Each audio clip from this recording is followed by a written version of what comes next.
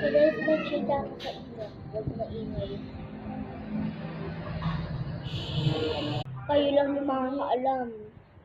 Kayo lang. So ito tong kayo sa kapitbahay namin. Huwag lang tayo maingay. Kasi may matanda na pumunta sa amin dito. Black.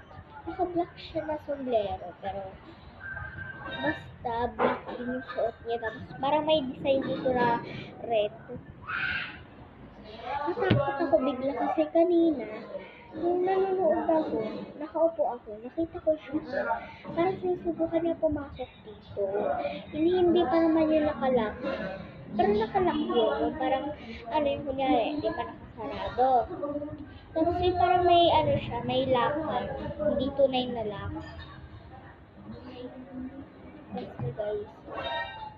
Nakakatakot talaga.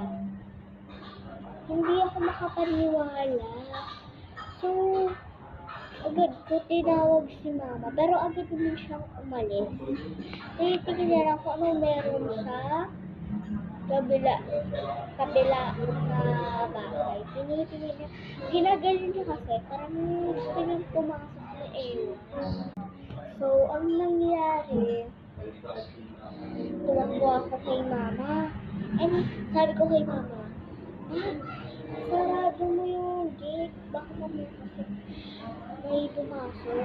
And sinabi ko na yung totoo, natatakot talaga. Sinabi ko yung totoo. So ito na nga, sinabi ko yung totoo. Ito lang, nagpanik ako. Na, may matanda dun sa may gate natin, sa mismong gate. Ha? Doon, may matanda?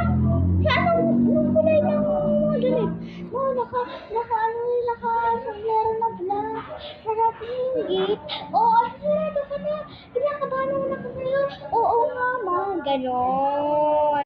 So, sinarado niya na. Sabi, ano na yung puso? Mayroon ko. Ito pala, oh. Nilak niya na. Yun na. Ayun. Masarap na.